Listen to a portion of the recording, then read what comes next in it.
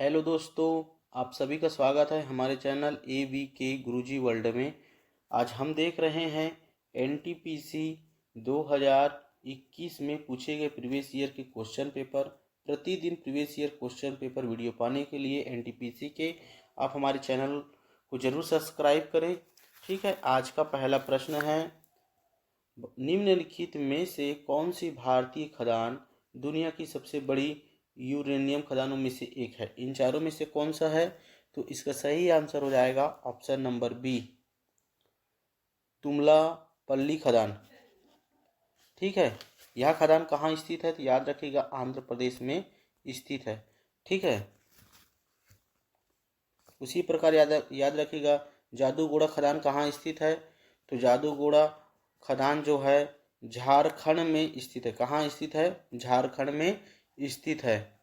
ठीक है, नेक्स्ट प्रश्न है, भारत में 1967 में पहला प्रयोगात्मक उपग्रह संचार अर्थ स्टेशन कहाँ स्थापित किया गया था? बताइए, इसका सही आंसर क्या होगा 54 का?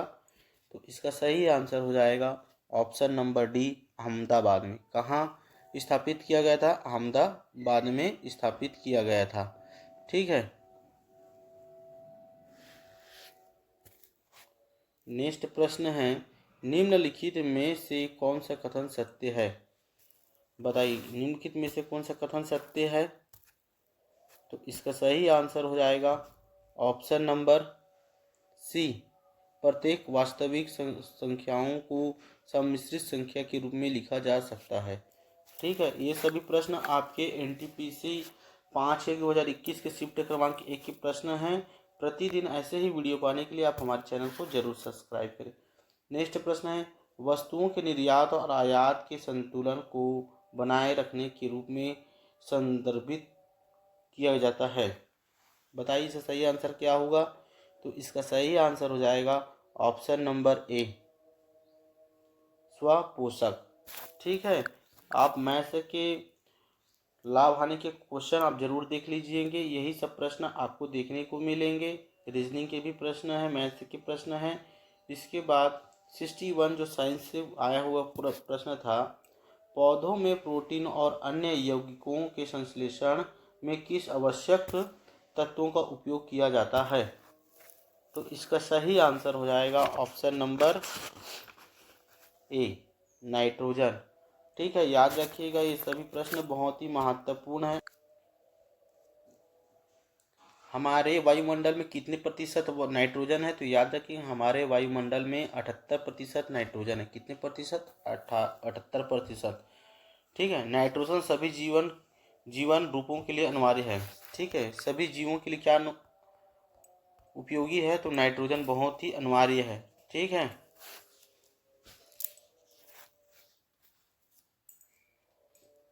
नेक्स्ट प्रश्न है, सूचनाओं का संचय न्यूरॉन के किस भाग में होता है? बताइए, सूचनाओं का संचय न्यूरॉन के किस भाग में होता है? बताइए, बहुत ही महत्वपूर्ण प्रश्न है। ये सभी प्रश्न आए हुए हैं आपके NTPC में। तो इसका सही आंसर हो जाएगा ऑप्शन नंबर बी। ठीक है, नेक्स्ट प्रश्न है 65 है, सामान्य परिस्थितियों में पेट की आंतरिक परत को अम्ल की क्रिया से कौन बचाता है? बताइए, इसका सही आंसर क्या होगा?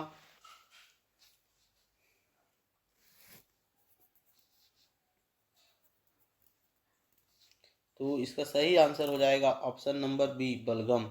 कौन बचाता है? बलगम बचाता है।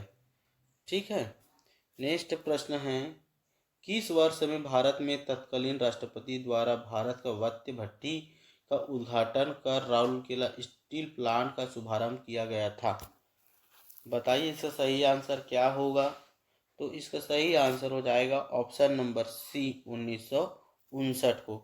राउरकेला इस्पात कहाँ किसके सहयोग से बनाया गया था? तो राउरकेला इस्पात को जर्मनी के सहायता से बनाया गया था। ठीक है, याद रखिएगा। और सर्वप्रथम भारत में लोहा इस्पात कारखाना कहाँ स्थापित किया गया था? सर्वप्रथम भारत में लोहा इस्पात कारखाना कुल्टी में स्थापित किया गया था। ठीक है, याद रखिए कुल्टी नामक स्थान पर स्थापित किया गया था।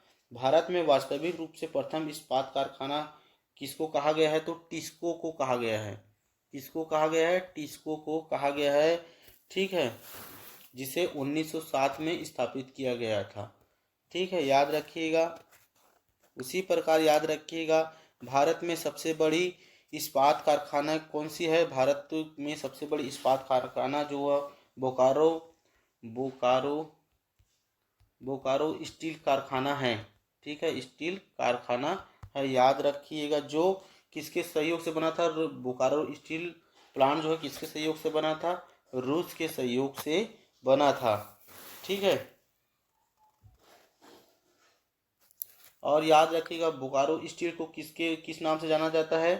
बोकारो स्टील को सीटी के नाम से भी जाना जाता है। किस नाम से जाना जाता है? सीटी के नाम से जाना जाता है। भिलाई इस्पात कारखाना को किसके सहयोग से बनाया गया था? भिलाई इस्पात संयंत्र को किसके द्वारा बनाया गया था? किसके सहयोग से? तो याद रखिएगा रूस के सहयोग से बनाया गया था। दुर्गापुर इस्पात कारखाने को किसके सहयोग से बनाया गया था? दुर्गापुर के जो इस्पात कारखाना है, दुर्गापुर इस्पात कारखाना किसके सहयोग से बनाया गया था? तो याद रखिएगा ब्रिटेन के सहायता से बनाया गया था। ठीक है, ये सभी प्रश्न आपके लिए बहुत ही महत्वपूर्ण है। वीडियो अच्छा लगे तो चैनल को जरूर सब्सक्राइब करें। प्रतिदिन एनटीपीसी के previous year question paper video पाने के लिए। इसके बाद आपको तुरंत ही ग्रुप डी की एग्ज़ाम के लिए प्रीवियस ईयर क्वेश्चन पेपर कराए जाएंगे, इसलिए आप हमारे चैनल को जरूर सब्सक्राइब करें। ठीक है, नेक्स्ट प्रश्न है 69। स्थायी बंदोबस्त लागू होने के समय वर्धमान का राजा कौन था? बताइए, स्थायी बंदोबस्त लागू होने के समय वर्धमान का राजा कौन था? तो इसका सही आंसर हो जाएगा ऑप्शन नंबर सी, तेजचंद जी। कौन थे? तेजचंद जी। इनकी मृत्यु कब हुई थी? तो 1770 को हुई थी। 1770 में तिलक चंद राम की मृत्यु के बाद उनके पुत्र तेजचंद शासक बना।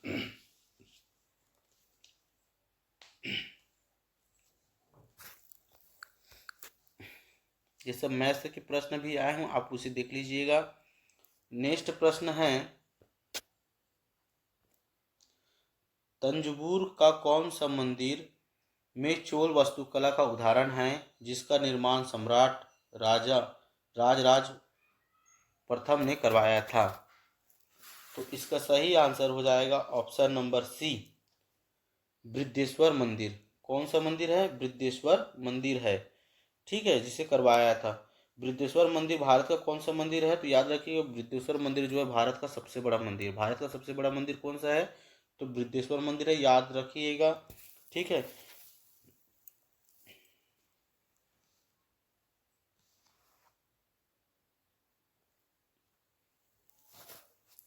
तंजौर क्या था? तो याद रखें तंजौर जो है चोल वंश का राजधानी था।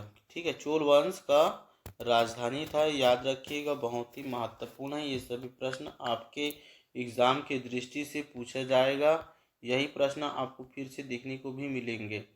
ठीक है, नेक्स्ट प्रश्न है यूएन के उस प्रमुख अंग की पहचान करें जो 1994 में निलंबित हो गया था इन चारों में से? तो इसका सही आंसर हो जाएगा ऑप्शन नंबर डी, परिषद। न्यास परिषद। ठीक है, मूल रूप से कितने न्यास प्रदेश हैं? तो याद रखिएगा मूल रूप से 11 न्यास प्रदेश हैं। ठीक है, नेक्स्ट प्रश्न है, याद रखिएगा, शेड्स ऑफ स्फॉन पुस्तक के लेखक कौन है? बताइए, शेड्स ऑफ सैफ्रॉन पुस्तक के लेखक कौन है?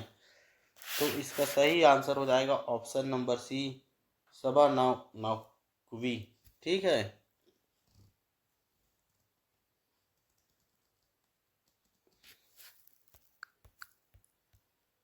नेक्स्ट प्रश्न है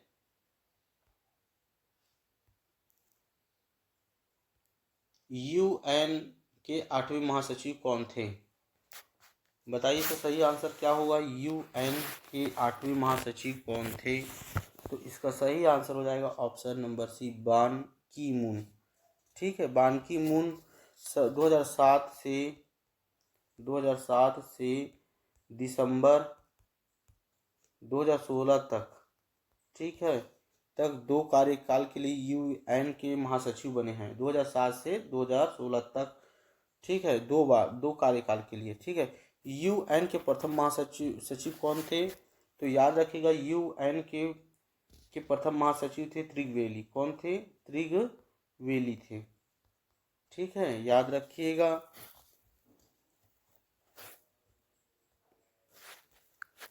नेक्स्ट प्रश्न है, भारत का 7वां अंतरिक्ष अभियान कब शुरू किया गया था? बताइए, भारत का 7वां अंतरिक्ष अभियान कब शुरू किया गया था? तो इसका सही आंसर हो जाएगा ऑप्शन नंबर ए, सितंबर 2012 को। ठीक है, भारत ने अपनी पहली सैटेलाइट आर्यभट्ट को सफलतापूर्वक अंतरिक्ष में कब भेजा था? तो याद रखिए, भारत ने अपनी पहली सैटेलाइट आर्यभट्ट को सफलतापूर्वक अंतरिक्ष में 19 अप्रैल 1975 को भेजा था। ठीक है, सैटेलाइट आर्यभट्ट को। ठीक है, लिखने का जगह नहीं है, लेकिन कुछ समय के बाद आपकी व्यवस्थाओं को देखते हुए इस सभी कार्य को किया जा रहा है। नेक्स्ट प्रश्न है, माध्य के संबंध में विचलन का योग हमेशा क्या होता है? तो इसका सही आंसर हो जाएगा ऑप्शन नंबर सी, 0 होता है। नेक्स्ट प्रश्न है,